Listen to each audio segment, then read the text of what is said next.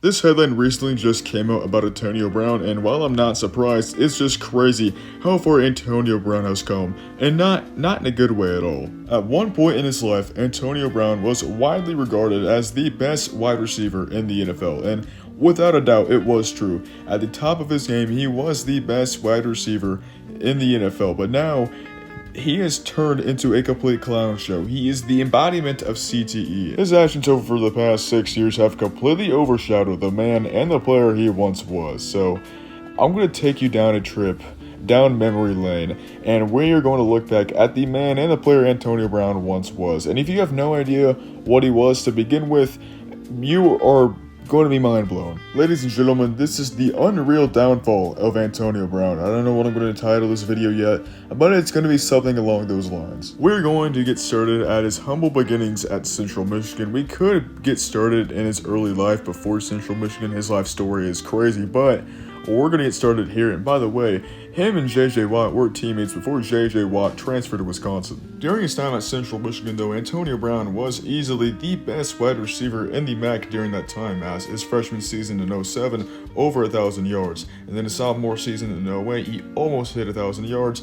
And then in 09, he had his best season yet with almost 1,200 yards. However, he only had a career total of 4 touchdowns during this time, which is definitely interesting. However, due to Antonio Brown being undersized and him playing at a group of 5 school, it would really hurt his draft stock, and he would fall all the way to the 6th round to the Pittsburgh Steelers. During this time, the Steelers were one of the best teams in the NFL. In 2004, Ben Roethlisberger came on the scene, immediately led the Steelers to a 15-1 record. That very next season, they won the Super Bowl, and then 3 years later, they would win it again.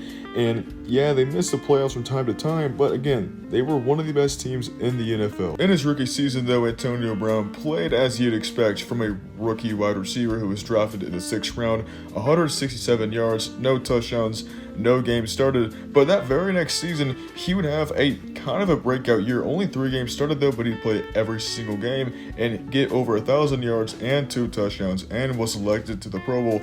In 2012, he would play a little less games, but he would start more games though, and his yards would go slightly down. His touchdowns did go up though, but his yards mainly went down because, well, he was injured. Not a lot of people know this, maybe, but some of you might not know. Antonio Brown did play in the Super Bowl in 2010, Super Bowl 45 with the Steelers. A lot of people know he played in the Super Bowl in 2020 with the Bucks, but not a lot of people knew about the Steelers. However, that very next season in 2013, Antonio Brown's career would completely change. In 2013, Antonio Brown would have an insane breakout season to become one of the best wide receivers in the NFL. 110 receptions, almost 1,500 yards, and 9 touchdowns, and he'd be named to a 2nd Pro Bowl team and would be named to the All-Pro 2nd team. The real turning point for AB was in Week 3 against the Bears, where he would record 9 receptions, 196 yards, and 2 touchdowns. And it doesn't matter if that stat line is from Trent Irwin or Jerry Rice, that is still an insane game, and this game was such a big turning point that Highlight Heaven would make a video about it several years later and title it The Game That Made Antonio Brown Famous. From 2014 to 2017, Antonio Brown would have one of the best 4-year stretches of any wide receiver we would ever see, as in 2014, almost 1,700 yards and 13 touchdowns. That next season, 1,834 yards and 10 touchdowns. In 2016, 1,284 yards and 12 touchdowns. And then in 2017, 1,533 yards and 9 touchdowns. And in every single one of those seasons, he would make the All-Pro first team. Like I said, one of the best 4-year stretches we'd ever see from any receiver. And Antonio Brown would have his few hiccups here and there, but overall, Antonio Brown was a very likable guy who was a good role model. Like I mentioned earlier, Antonio Brown only stood at 5'10" and weighed 186 pounds entering the NFL draft, and this was the main reason why he fell so far in the draft. And by him dominating in the NFL, he was showing to kids across the world that it doesn't matter how big or how small you are, it doesn't matter how many people tell you can't make it and you're too small to be in the NFL, you can do it. But not only could you make it to the NFL, but you can dominate in the league as well. During this time from 2014 to 2017, though, the Steelers were one of the best teams in the NFL, as they were nicknamed the Killer Bees because of their trio of Ben Roethlisberger, Le'Veon Bell, and Antonio Brown. And like I said, they were one of the best teams in the NFL. However, they would fail to make a single Super Bowl, and they would only make one AFC Championship game, which, looking back, is extremely disappointing, and this would be one of the first cracks of Antonio Brown's downfall. But there was a moment in the 2015 playoffs that would change the course of Antonio Brown's career and life. With 22 seconds left in the wildcard game against their division rival, the Bengals, Ben Roethlisberger would throw a kind of a deep slant route to Antonio Brown, but it would go incomplete, meaning second down with about 17 seconds remaining.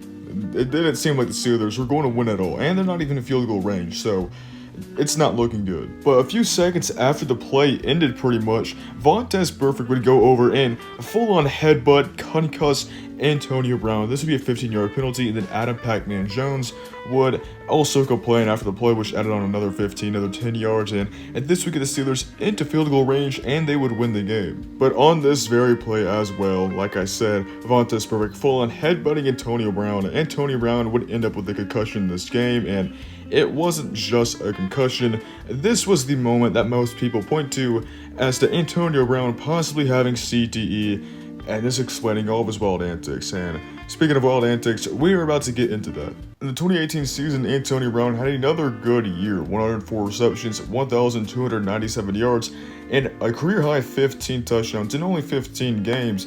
And he was selected to his 7th Pro Bowl team, but it was a little bit of a down year, but still a very phenomenal season. But this would be his final year with the Pittsburgh Steelers. Throughout 2017 and 2018, Antonio Brown was constantly upset with the Steelers, mainly in the 2018 season, calling out and getting mad at guys like Mike Tomlin, Ben Roethlisberger, pretty much anyone you could think of in the Steelers organization. And right before their final game in 2018, a much-needed win to get into the playoffs, by the way, Antonio Brown would skip practice, and mainly because he was mad, and then he would not play in that game because he said he had a knee injury, but it was because he was benched because of the whole fallout and everything, and they'd end up winning the game. But this was his final game. Actually, well, technically it wasn't his final game because he didn't play, but he was no longer associated with the Steelers after this. A few months later, Antonio Brown would be traded to the Buffalo Bills to join a rookie Josh Allen and a slowly rising team. However, that trade would fall through because, well, it's Antonio Brown. He didn't want to play for the Bills. After that trade fell through with the Bills, the Steelers wanted to get rid of Antonio Brown desperately. So a few days later, really a few hours later, they shipped Antonio Brown off to the Raiders, and that trade stuck, and this seemed like a good fit. Antonio Brown with the black and white, but what can go wrong? Well, literally everything went wrong. The first kind of domino, I guess, the first situation was on July 25th. Up to this point, Antonio Brown was doing good, but he would post a video on social media of frostbite on his foot. Not gonna show it, but it was a little nasty. July 30th would kind of begin when Antonio Brown would skip practice multiple times a week, mainly to treat his foot off the field, but that's not really the main reason. It was mainly to protest against the NFL for banning his helmet that he wore with the Steelers. That's why he wasn't showing up in practice, because he wanted to wear the helmet that he had with the Steelers. Insane reason to protest. Incredibly silly. Now, after 2 weeks, this silliness would end, and Antonio Brown would come back with the Raiders, and Antonio Brown, John Gruden, and Mike Mayock are happy. They're happy with each other, everything like that. 2 days later, Antonio Brown would warm up in the preseason game against the Cardinals. He put on a show, but for some reason he just didn't play, which he is an NFL veteran and an NFL star, so it makes sense, but still. But then those following weeks would be filled with Antonio Brown shenanigans, as he would skip practice a ton, mainly to protest his helmet. It's a helmet. It's so stupid.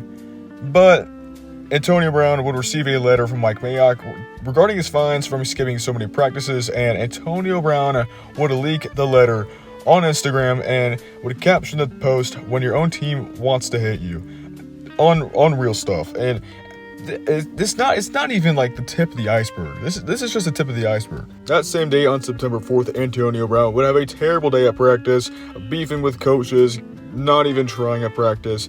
And then that very next day, the Browns would indefinitely suspend Antonio Brown, and it was up to question if Antonio Brown was ever even going to play for the Raiders. That next day, though, Antonio Brown would come into the building with a very emotional apology, and it seemed like everything was back on. John Gruden was excited, stating he wanted to get Antonio Brown back in the lineup by at least Monday night against the Broncos in their season opener. But then Antonio Brown leaked a call between him and John Gruden, and I don't know what it is with Antonio Brown leaking very personal information between the top guys at the Raiders office. That next day, the Raiders would fine Antonio Brown $215,000 for all the stuff he did, and would even take away some money from his contract. And Antonio Brown would say there is no way he'd play for the Raiders if he didn't get his guaranteed money, and he would ask in front of everybody on Instagram for the Raiders to release him, and they did. And you've probably seen that video of Antonio Brown reacting to the Raiders releasing him. I'm not going to show that here, but Antonio Brown was very, very excited that he got released. After Antonio Brown got traded, he would never even play a down with the Raiders, and all that happened within a month. Really over because Antonio Brown didn't have the helmet he wanted. Absolute insanity. That same day, however, the most dominant team in NFL history, the Tom Brady-led New England Patriots, would sign Antonio Brown, and he wouldn't play in Week 1. He'd play in Week 2, though, against the Dolphins, and would have 56 catches, not 56 catches, that'd be insane, 4 catches, 56 yards, and a touchdown. Dude balled out in a 43-0 win against the Dolphins, and I'm thinking, great. The greatest dynasty of all time has the best wide receiver in the NFL.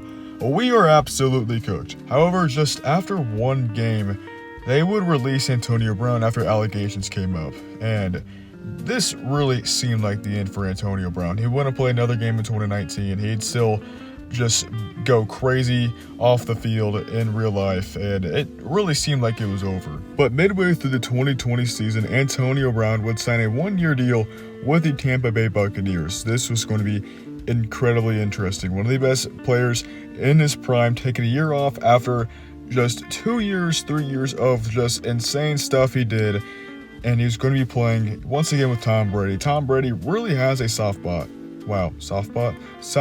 for Antonio Brown. But Antonio Brown would prove all the doubters wrong, as in 2020 he put up decent stats despite only playing 8 games, and he would even win the Super Bowl with the Bucs, and he even scored a touchdown in that game. That next season, didn't play a lot of games because he was injured and got suspended because he didn't actually have a COVID vaccine, and that was actually his biggest drama throughout Tampa Bay. He didn't have any drama.